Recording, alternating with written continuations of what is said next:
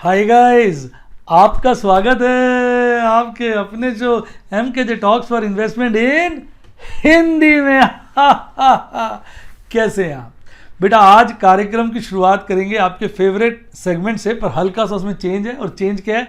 आज हम बात करेंगे अंतर्राष्ट्रीय शेयर बाजार की कहानी, MKJ की जुबानी।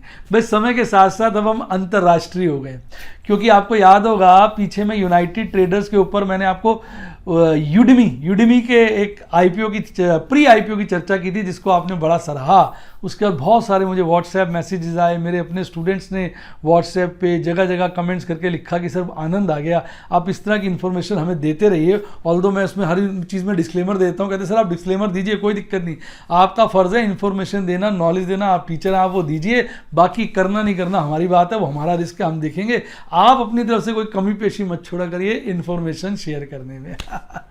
तो बेटा मैं बड़ा इस चीज़ को देख के मुझे अच्छा लगा, तो उसके चलते मैं आज आपके लिए एक बेहतरीन बात की इन्फॉर्मेशन लेके आया हूँ, आपका मन खुश हो जाएगा। आज हम बात करेंगे एक ऐसे अंतर्राष्ट्रीय IPO की कि दिमाग से आपके एकदम कहते हैं परखच्चे उड़ जाएंगे दिमाग के। आपको कह रहे हैं ये इसका नाम तो सुना हुआ है, और वो है Airbnb। अब आप कह रहे हो यार सुना हुआ है। Airbnb है एयर बेड एंड ब्रेकफास्ट। बेटा ये बड़ा नॉवल कॉन्सेप्ट है। देखिए इस कंपनी के बारे में मोटी मोटी इन्फॉर्मेशन, फाइनेंशियल डिटेल सब आपको जो है यूनाइटेड ट्रेडर की ऐप पे मिल जाएंगी, जिसके मैं आपको दर्शन करा दूंगा। पर मैं पहले अपनी तरफ से आपको कुछ इन्फॉर्मेशन देना चाहूँगा, अपना एक्सपीरियंस शेयर करना चाहूँगा।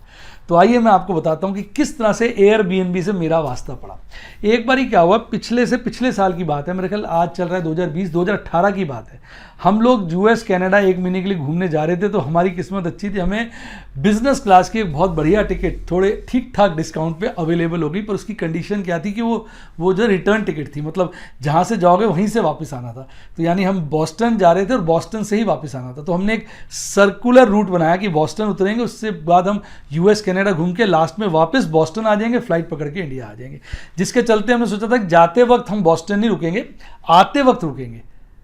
तो अब हमने जो टिकट्स बुक कराई उसको प्लानिंग के साथ कराया। हम बॉस्टन पे उतर रहे थे शाम के वक्त, तो मैंने अगले दिन सुबह की अपनी वॉशिंगटन की टिकट बुक करा दी। मैंने थोड़ा गैप रख लिया, मैंने कहा मैं स्ट्रेस नहीं लेता हूँ, बड़ा रिलैक्स होकर घूमता हूँ। तो हुआ कि अब मुझे एक ऐसा होटल चाहिए था जो अपने एयरपोर्ट के पास हो, ताकि मैं आराम से वॉकिंग डिस्टेंस हो, चला जाऊँ और आ जाऊँ। तो मैं उसको जब सर्च कर रहा था तो मैंने देखा कि एयरपोर्ट की बस जहाँ उतारती है उसके आसपास होटल्स थे, पर उनमें कुछ दूरी ज़्यादा थी या कुछ उनकी बुकिंग नहीं मिल रही थी, कुछ समस्या थी। वो समस्या मुझे याद नहीं, जिसके चलते मैं और ऑल्टरनेटिव्स एक्सप्लोर कर रहा था। और तब मेरे मन में ख्याल आया Airbnb का। और Airbnb का जहाँ एयरपोर्ट की बस उतार रही थी उसके बिल्कुल पास था।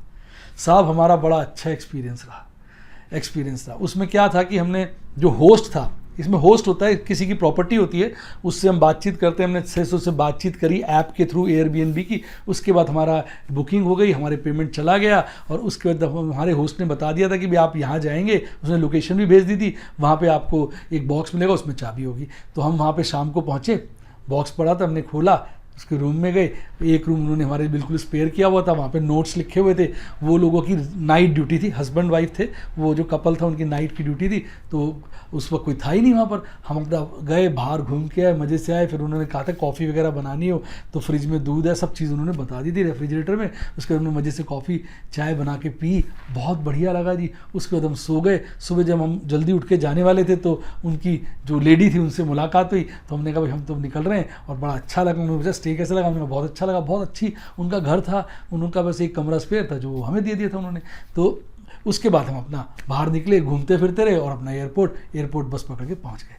तो मेरे को थोड़ा बाहर जाते वक्त ना टैक्सी में थोड़ा डर लगता है। मैं सोचता हूँ इतना सारा लगेज होता है, तो टैक्सी वाले को तो पता ही है टूरिस्ट है, इनको कुछ जगह की जानकारी नहीं है, तो थोड़ा सा डर लगता है। तो मुझे पब्लिक ट्रांसपोर्ट, मैंने देखा US कनाडा, कहीं भी आप डेवलप कंट्रीज़ में चले जाओ तो बहुत अच्छा पब्लिक ट्रांसपोर्ट होता है, स्पेशली कनाडा US का। तो मुझे तो वो पब्लिक ट्रांसपोर्ट ही बहुत अच्छा लगता है। मेरी कोशिश रहती है ज़्यादा से ज़्यादा पब्लिक ट्रांसपोर्ट यूज़ करूँ, स्पेशली एयरपोर्ट से होटल और होटल से एयरपोर्ट। उसके बाद अकेले घूम रहे हैं तो लगेज साथ नहीं होता, फिर कोई ऐसा नहीं लगता, फिर तो ठीक है आदमी यूज़ कर लेता है। लेकिन जब लगेज होता है तो मुझे डर लगता है, ये सोच के कि इसको सब पता है कि सारा अरेंजमेंट जो भी पैसे वैसे सब इनके पास है।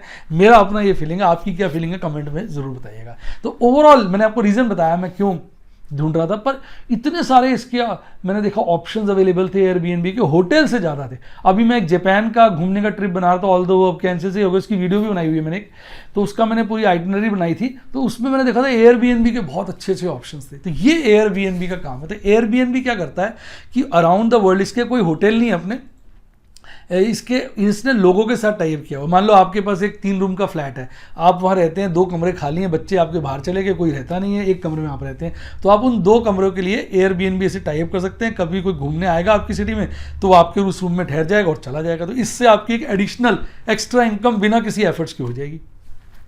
तो ये जो फैसिलिटी है एक नॉवल कॉन्सेप्ट और ये बहुत ज़्यादा इन्होंने एक्सपैंड कर दिया। तो ये है एयरबीएनबी का बिजनेस। आइए मैं आपको लेके चलता हूँ यूनाइटेड ट्रेडर की ऐप पे, और मैं एक स्क्रीन रिकॉर्डिंग ऑन कर लेता हूँ जिसके चलते आपको आनंद विभोर हो जाए। ये मैंने कर ली स्क्रीन रिकॉर्डिंग ऑन, और ये देखिए इसको मैंने होम पेज पे डाला हुआ है, ये मैंने ऑन किया तो देखिए एयरबीएनबी के आईपीओ की स्क्रीन आ गई। वैसे आपको मैं दिखा देता हूँ, यहाँ पे कई सारे ऑप्शन है ऊपर, best IPO, pre IPO, OTC और stock and ETF. Pre IPO में जाएंगे तो याद है यूडेमी का आ रहा है, हमने लास्ट टाइम इसकी डिस्कशन की थी। आईपीओ में जाएंगे तो अब आईपीओ के सेक्शन में जाते हैं, तो इसमें कई सारे आईपीओ, मुझे इसमें एयरबीएनबी की बात करनी है क्योंकि मेरे को ये बड़ा पसंद है। तो अब यूनाइटेड ट्रेडर ऐप के अनुसार, ये ऐप नहीं है बेसिकली, जो यूनाइटेड ट्रेडर में ऐप बोल देता हूँ, ऐप का मतलब होता है भाई वेबसाइट भी होती है। अभी अगर ऐप सोच के आप इसको प्ले स्टोर पर ढूंढेंगे तो नहीं मिलेगी, ये एक वेबसाइट है जिसका लिंक मैंने डिस्क्रिप्शन बॉक्स में दिया, आप वहाँ क्लिक करिए, सीधा इनकी वेबसाइट पे पहुँच जाएंगे। इनकी ऐप जो है आने वाली है। तो इनका ये जो प्लेटफॉर्म है, ये जो इनकी वेबसाइट है, वो सारी डिटेल दे देती है आपको आईपीओ के बारे में। देखिए अब आईपीओ एयरबीएनबी के बारे में बता रही है कि इसका इनके हिसाब से, यूनाइटेड ट्रेडर्स के हिसाब से, इसमें एस्टिमेटेड गेन जो है 90% के आसपास होगा एनुअली, और इसमें मिनिमम इन्वेस्टमेंट का अमाउंट है $100, और ये पैसे आपको 8 दिसंबर इसकी डेडलाइन है, उससे पहले आपने पैसे लगाने। अब अगर आप इस पर क्लिक करेंगे तो एयरबीएनबी की सारी इंफॉर्मेशन यहाँ पर आ जाएगी। अब इन्होंने टारगेट दे रखा है कि आपको 8 दिसंबर तक यहाँ पर पैसे लगाने, और 15 मार्च 2021 तक एक्सपेक्टेड डेट है कि आपके शेयर्स वगैरह बेच दिए जाएंगे, आपका प्रॉफिट आपको मिल जाएगा। यानी ओवरऑल आप हिसाब लगाएंगे तो जो आपकी इन्वेस्टमेंट है वो लगभग 3 से 3.5 महीने की है। अब ये इन्होंने रेवेन्यू दिखाया हुआ है एयरबीएनबी का 2017 से लेकर 2019 तक का। 2017 में था $2.6 बिलियन, 2018 में था $3.7 बिलियन, और 2019 में था $4.8 बिलियन। और यहाँ पर इन्होंने चर्चा करी है कंपनी की, देखेंगे आप कंपनी की चर्चा करी है। कंपनी का जो फाउंडेड है 2008 में है, सैन फ्रांसिस्को कैलिफोर्निया में, और इसके इस वक्त 4 मिलियन होस्ट हैं। 4 मिलियन का मतलब हो गया 40 लाख लोग जो हैं जुड़े हुए हैं, जो अपनी प्रॉपर्टीज़ इनके द्वारा टूरिस्ट को और लोगों को वेकेशंस के ऊपर देते हैं। देखिए कमाल की बात है। और ये जो प्रॉपर्टीज़ हैं इसके अंदर प्राइवेट रूम्स हैं, लग्जरी विलाज हैं, मतलब अपार्टमेंट्स हैं, दुनिया भर की हर तरह की प्रॉपर्टी यहाँ पर अवेलेबल है। और ये कंपनी इस वक्त 220 कंट्रीज में काम कर रही है, और इसने आज तक लगभग 825 मिलियन गेस्ट का अराइवल को हैंडल किया है, और इसने क्यूमुलेटिवली टोटल देखा जाए तो $110 बिलियन अर्न किए हैं। तो आप देखिए गजब का कॉन्सेप्ट, गजब की कंपनी। तो बेसिकली इसका जो स्केल है, कहते हैं ना world is a small village, वो सही मायने में किसी ने प्रूव किया तो एयरबीएनबी ने पूरे वर्ल्ड को निट कर दिया है, सब तरह के लोगों को जोड़ लिया है, जिसके द्वारा एक इतना बड़ा प्लेटफॉर्म बताया है जहाँ पे लगभग 1 लाख से ज़्यादा सिटीज़ हैं जहाँ पर ये ठहरने की व्यवस्था कर देते हैं। अब मार्केट अपॉर्चुनिटी की बात करें तो भाई देखो ये एक बहुत अच्छे ग्रोइंग सेगमेंट के अंदर है, पर एक बात बड़ी साफ है, कोविड के चलते इनको बड़ा भारी धक्का लगा है। इस तरह की सभी टूरिज्म से रिलेटेड कंपनियों को बहुत धक्का लगा है, क्योंकि टूरिज्म का धंधा काफ़ी कम हो गया। तो ये इनकी भी समस्या है, और ऐसे वक्त पे आईपीओ आया है तो मैं सोचता हूँ उसकी प्राइसिंग भी ठीक होगी, अट्रैक्टिव होगी। जैसे ही कोविड खत्म होगा तो इसके शेयर में एक बढ़त देखने को मिल सकती है। तो अभी अगर हम देखें कंपनी का जो एस्टिमेट है, जो उनके लिए एड्रेसेबल मार्केट है, वो लगभग $3.4 ट्रिलियन की है, जो इनकी टोटल मार्केट साइज है, जिसके अंदर $1.8 ट्रिलियन शॉर्ट टर्म स्टेज है, $210 बिलियन लॉन्ग टर्म स्टेज है, 1.4 ट्रिलियन जो है फॉर एक्सपीरियंसेस है, मतलब आदमी एक्सपीरियंस लेने के लिए उधर जाता रहता है। तो ओवरऑल इनकी मार्केट आप समझ सकते हैं कितनी बड़ी है। अब अगर हम रिस्क की बात करें तो रिस्क सबसे बड़ा कोविड का है इस वक्त, जिसके ऊपर छाया हुआ है। कोविड के चलते समस्या तो है ही, क्योंकि धंधा काफ़ी गिर गया है, रिड्यूस हो गया है। इसकी प्रॉफिटेबिलिटी पर, इबिटडा पर, फ्री कैश फ्लोज पर एक एडवर्स इफेक्ट आया है, जिसके चलते वो डिक्लाइन हो गए। थोड़ा सा फाइनेंशियल्स की बात करते हैं, बाकी डिटेल तो आप यहाँ पढ़ ही सकते हैं। मैंने तो आपको बहुत बढ़िया जो एक्चुअल एक्सपीरियंस था वो भी शेयर कर दिया। आइए अब एक नज़र इसके फाइनेंशियल्स पे डाल लेते हैं। भाई फाइनेंशियल्स कंपनी के बहुत एक्सीलेंट रहे हैं, पर नो डाउट कोविड के चलते दिक्कत तो आ गई है।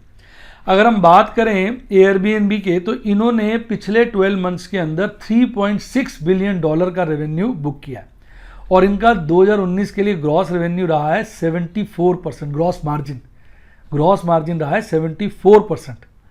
और इसने 2019 में जो रेवेन्यू जनरेट किया था वो $4.8 बिलियन का किया था, जो 32% ज़्यादा था 2018 के रेवेन्यू से, और 2018 का रेवेन्यू था $3.7 बिलियन। पिछले 9 मंथ की बात करें अप टू सितंबर 30, तो देखो बिजनेस पे बड़ा बुरा प्रभाव पड़ा है। इसका रेवेन्यू रहा है $2.5 बिलियन, जो कि 32% ईयर ऑन ईयर बेसिस पर गिर गया, यानी लेटेस्ट जो है उसमें 32% रेवेन्यू में गिरावट देखने को मिली है। अब अगर हम बात करें आज तक का, तो आज तक देखा जाए तो इसने $1 बिलियन का नेट कैश प्रोवाइड किया out of operating activities, and इसने $507 मिलियन की प्रॉपर्टीज परचेज किए, इक्विपमेंट परचेज किया। ये मैं क्यूमुलेटिव डाटा की बात कर रहा हूं 2011 से लेकर 2019 तक का। उसके चलते जो इनका cumulative positive free cash balance रहा है 2011 से 2019 तक, वो रहा है $520.1 मिलियन का। तो यानी कि आप समझ सकते हैं कितना ज़बरदस्त इसका बिजनेस मॉडल है, कितना कैश रेवेन्यू, कितना कैश फ्लो इन्होंने जनरेट किया। इसके अगर कंपैरेटिव कंपनी देखी जाए जो लिस्टेड है वो Booking.com है। ये भी काफ़ी फेमस कंपनी है, आपने इसका नाम सुना होगा, और इसकी जो वैल्यूएशन है वो 9.3 टाइम्स ऑफ इट्स सेल्स है, और उसका रेवेन्यू भी जो अभी लेटेस्ट है 48% डिक्लाइन किया।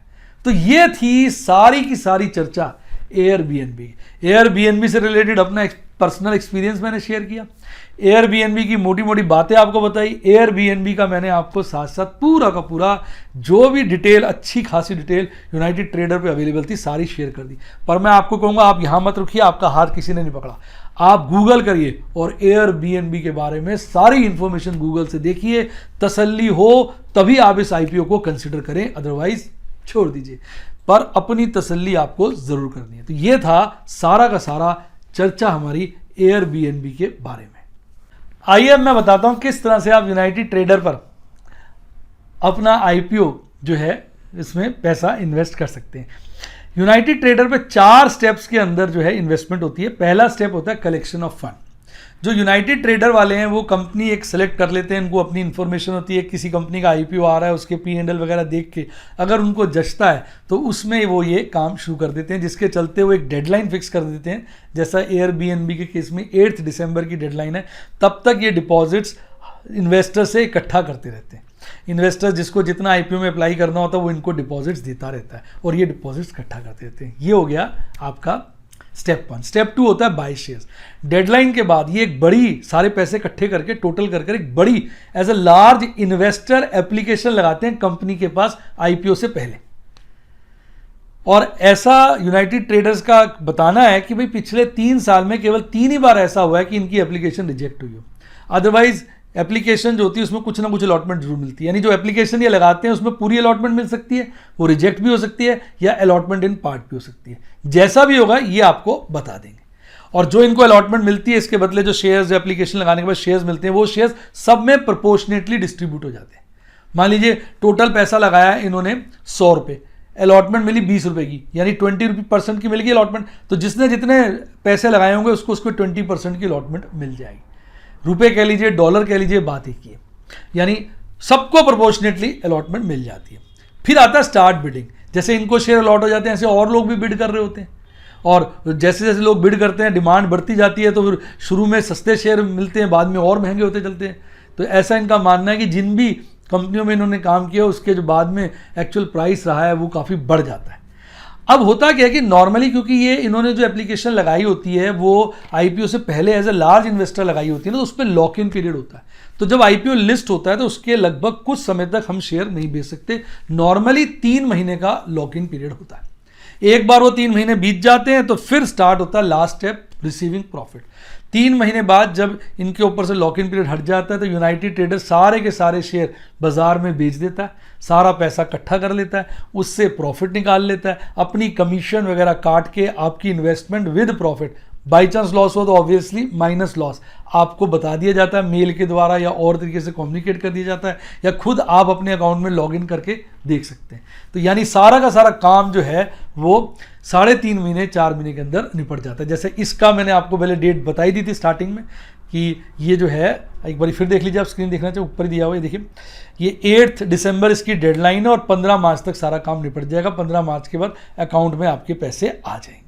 तो ये था एक बड़ा सिंपल सा तरीका। और बेटा इसकी फीस वगैरह क्या मैं आपको बता देता हूँ, वैसे आप खुद ये फीस को डिटेल में पढ़ लेना, कोई दिक्कत आए इनकी अच्छी हेल्पलाइन है, इनका मानना है, आप उन पर मेल कर या चैट करके आप पता कर सकते हैं। देखिए एंट्री के वक्त ये शेयर का 3% लेते हैं और ये जब आप इन्वेस्टमेंट आपकी कंफर्म होगी इमीडिएटली ये चार्ज कर लेंगे। एग्जिट के वक्त जो परचेज प्राइस होता है उसका ये 1.75% लेते हैं और आपकी जब इन्वेस्टमेंट क्लोज हो जाएगी तो ये पैसे आपसे ले लेंगे। आपका जितना प्रॉफिट होगा उसके ऊपर सक्सेस फीस कह लीजिए, सक्सेस कमीशन कह लीजिए, 20% ऑफ योर प्रॉफिट जो है वो ये ले लेते हैं। और अर्ली एग्जिट नॉर्मली परमिसिबल नहीं होता, पर अगर अर्ली एग्जिट हो तो वो नॉर्मली 15% होता है और वो हर इन्वेस्टमेंट पे इंडिविजुअली कैलकुलेट किया जाता है। तो यानी जो भी इनके चार्जेस हैं इन्होंने यहाँ पे क्लियरली दे रखे हैं, आपको अच्छे लगे तो ही आप जो है इसमें काम करें। तो अब बेसिकली एक अच्छी एडवांटेज ये है इसमें एक कि अगर ध्यान से देखें तो जैसे इसमें मिनिमम आपको $100 इन्वेस्ट करने हैं। मैं इन्वेस्ट करके आपको दिखा देता हूँ, तो मैं आपको $100 इन्वेस्ट करके दिखाऊंगा।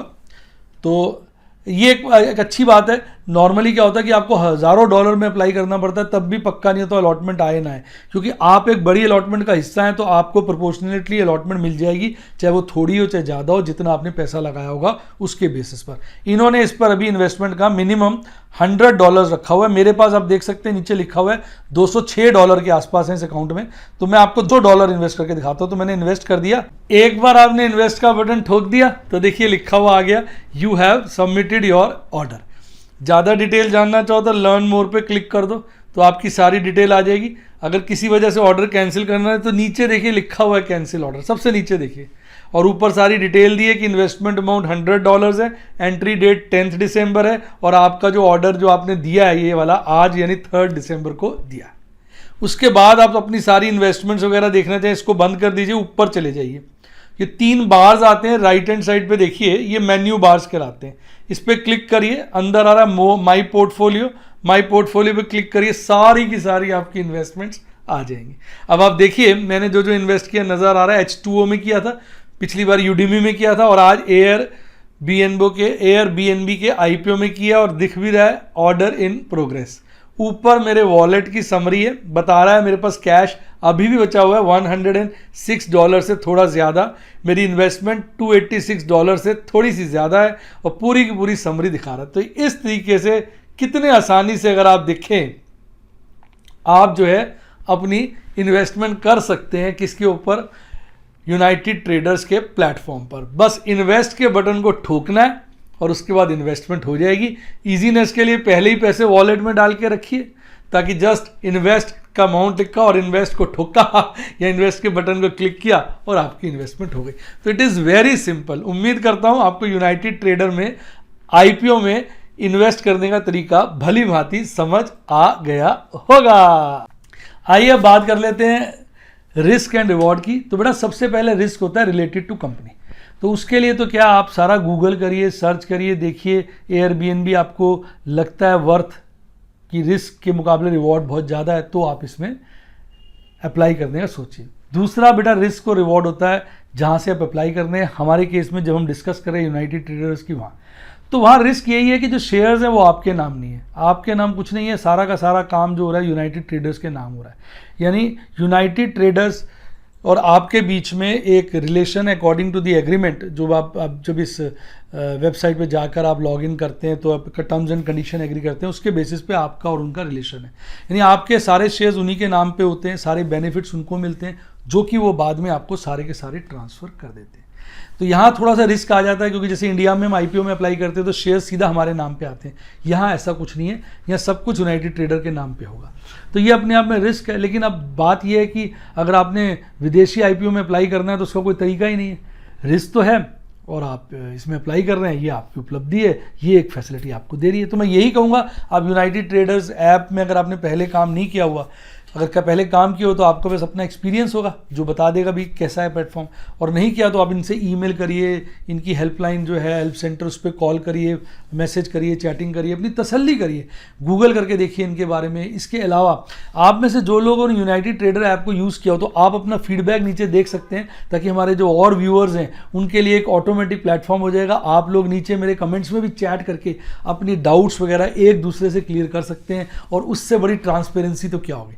सबसे बड़ी ट्रांसपेरेंसी जो एंड यूज़र्स है वो नीचे ही बैठ के चैट कर लेगा हमारे इस वीडियो के नीचे, तो काफ़ी चीज़ें क्लियर हो जाएंगी। बाकी गूगल करिए, आप कंपनी की हेल्पलाइन की भी सपोर्ट लीजिए, हेल्प लीजिए, उनसे बातचीत करिए, तसल्ली हो तभी काम आप इसमें करिए।